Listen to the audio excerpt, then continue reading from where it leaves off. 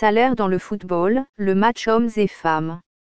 Ce n'est pas une surprise de constater que les footballeuses et leurs homologues masculins ne jouent pas dans la même compétition économique. Combien gagne une footballeuse professionnelle? L'Américaine Alex Morgan, considérée comme la meilleure joueuse du monde, gagnait 30 000 € bruts par mois à l'Olympique lyonnais cette année. Son contrat de 6 mois vient de s'achever.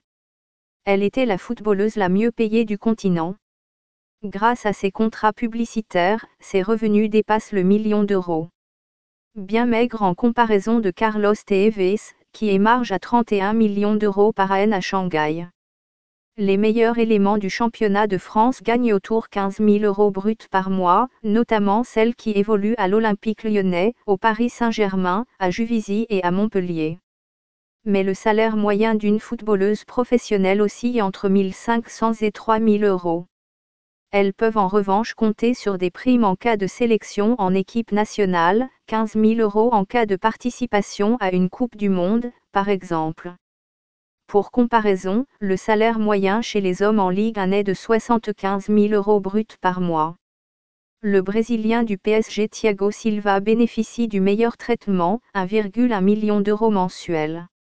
Les écarts sont tout aussi astronomiques aux États-Unis, le pays qui a le plus développé le soccer à destination des femmes.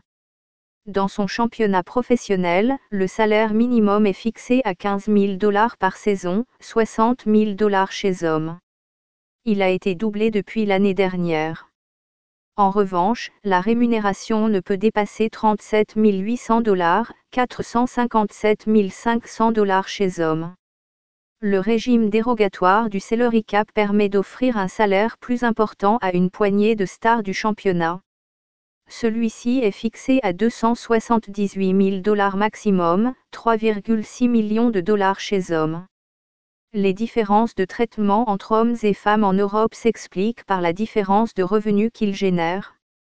En France, Canal+ et beIN Sport versent 748,5 millions € chaque année pour diffuser les rencontres de Ligue 1. En Angleterre, les clubs reçoivent chaque saison 2,3 milliards d'euros. Le championnat français de football féminin ne génère quant à lui qu'un maximum de 200 000 € par an.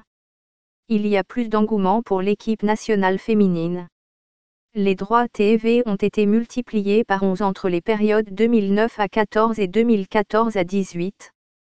Face à une concurrence renforcée, Canal+ a accepté de débourser 900 000 € par saison pour obtenir l'exclusivité des rencontres des Bleus jusqu'à l'année prochaine. En 2015, W9 a payé 800 000 € pour retransmettre la Coupe du Monde. La compétition a généré 5 millions d'euros. Aux États-Unis, la question des différences de rémunération entre footballeuses et footballeurs est brûlante. En dépit des importantes disparités salariales, les joueuses de l'équipe nationale américaine rapportent 40% de plus que les hommes. Il faut dire que celles-ci ont remporté 3 fois la Coupe du Monde depuis la création de l'épreuve en 1991 et 4 Seekers olympiques.